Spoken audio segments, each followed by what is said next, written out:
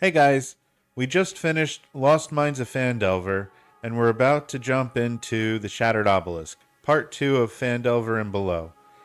The game is going to start on Wednesday, July 24th at 8 p.m. Eastern Daylight Savings Time, and we have room for one or two more players.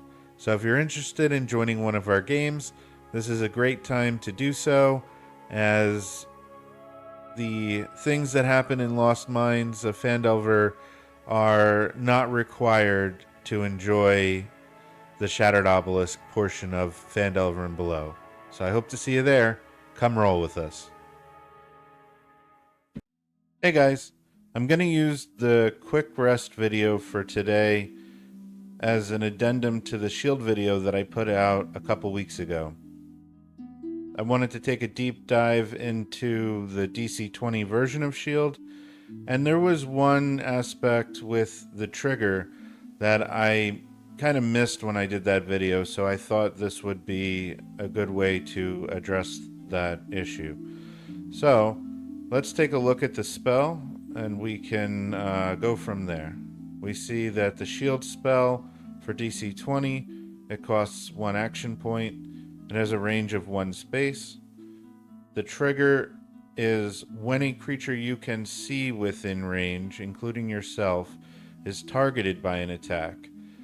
This is different than the 5th edition version, and I believe I did not put enough weight on that distinction.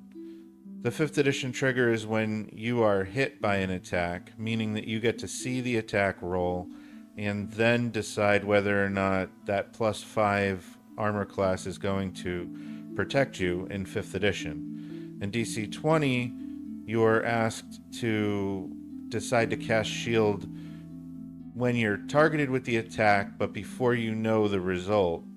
So it's kind of a gamble, but on the other hand, the resource cost is less in that it's only an action point, not costing you any mana unless you wish to extend the duration or protect somebody 5 spaces away from you.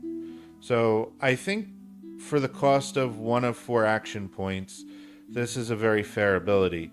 But I did want to highlight the fact that it is not like the 5th edition version in the sense that you have to decide before you see the attack roll whether or not you wish to protect yourself with the shield spell. This is very in line with the martial ability parry, which I believe I had mentioned in that video, but just in case I didn't go over it, here is the parry maneuver. You see that it has a trigger of a creature that you can see within 1 space, including yourself, is targeted by an attack that is against its physical defense. And then as a reaction for 1 action point, you can grant the target a +5 bonus to their PD against the attack. So, just like the spell shield, this is adding +5 to the physical defense.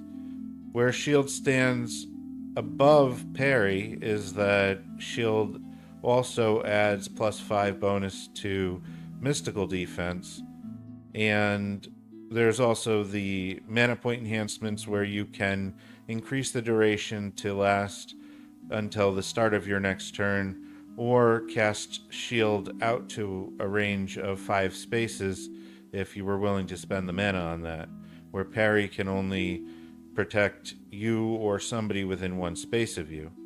It is noteworthy that for both of these spells, it is possible to, again, not just protect yourself like in 5th edition Dungeons and Dragons, but you can also protect your allies, which is really cool, really flavorful. And I did run into an interesting situation in a game that I ran recently, and if I'm incorrect in this, I would actually appreciate any feedback in the comments. But the question came up as to whether or not multiple people could parry for the same person. So by the rules, you can only have one reaction per trigger. But I believe that multiple people can trigger reactions based on that trigger. So if a martial character has parry and they parry, and then another character within one space were to parry, would that increase their physical defense to plus 10?